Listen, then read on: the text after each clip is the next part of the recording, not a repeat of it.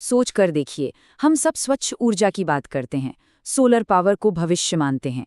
लेकिन क्या हो अगर इसकी सबसे बड़ी उम्मीद का सामना एक ऐसे अनदेखे दुश्मन से हो रहा हो जिसके बारे में हमने सोचा तक ना हो। आज हम एक ऐसी ही वैज्ञानिक स्टडी की बात करने वाले हैं जिसने रिन्यूएबल एनर्जी की दुनिया में एक बड़ा ही चौंकाने वाला राज खोलकर रख दिया है।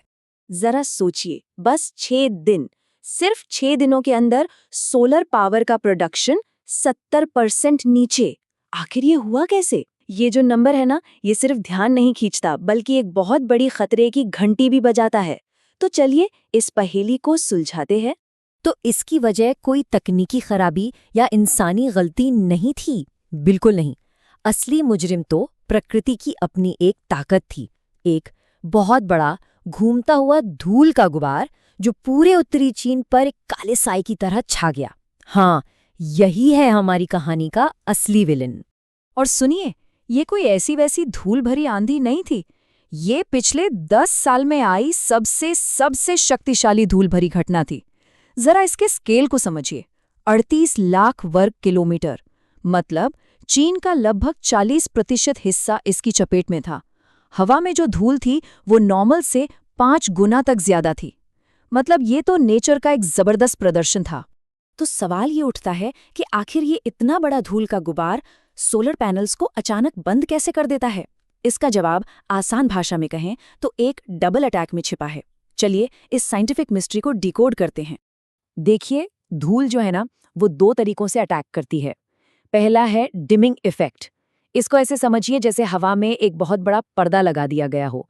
हवा में तैरती हुई धूल सूरज की रोशनी को पैनल्स तक पहुंचने से पहले ही या तो सोख लेती है या इधर-उधर बिखरा देती है।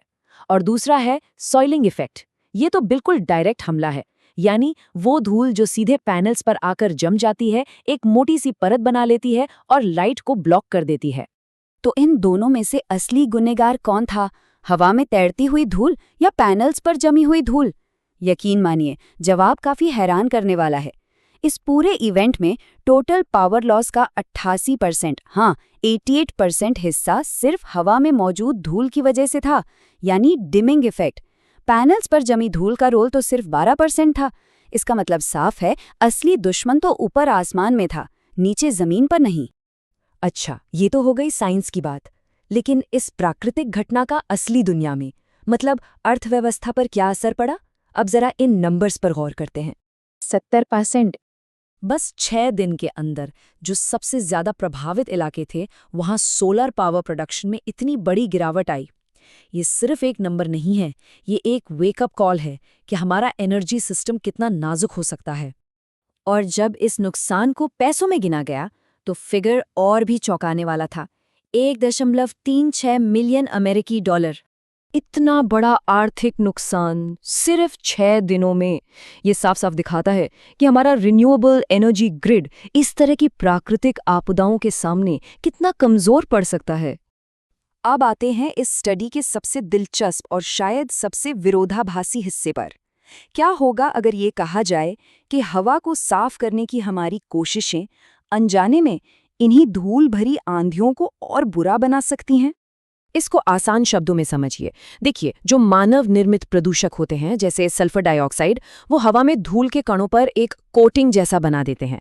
ये कोटिंग धूल को थोड़ा भारी और चिपचिपा सा बना देती है। इससे क्या होता है, बारिश उसे आसानी से धोकर नीचे ले आती है।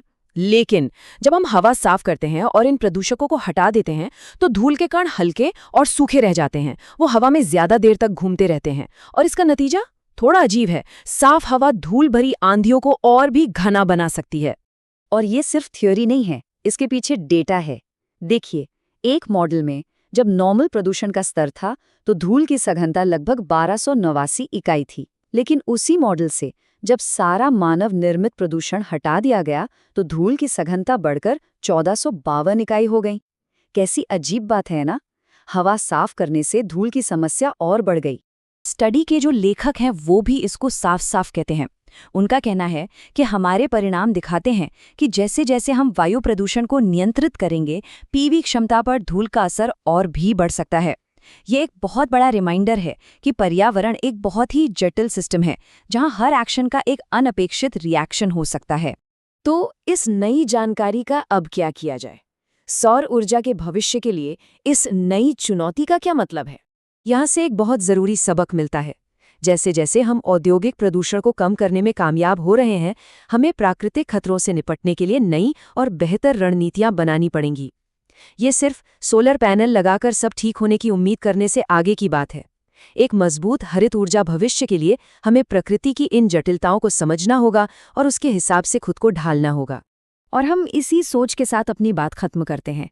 जैसे जैसे हमारी दुनिया साफ हो रही है, क्या अनजाने में ही हम प्रकृति की उन चुनौतियों को और मजबूत कर रहे हैं जो हमारे हरित ऊर्जा भविष्य के रास्ते में आएंगी? ये एक ऐसा सवाल है जिसका जवाब आगे आने वाले शोध, नवाचार और दूर की सोच में ही मिलेगा।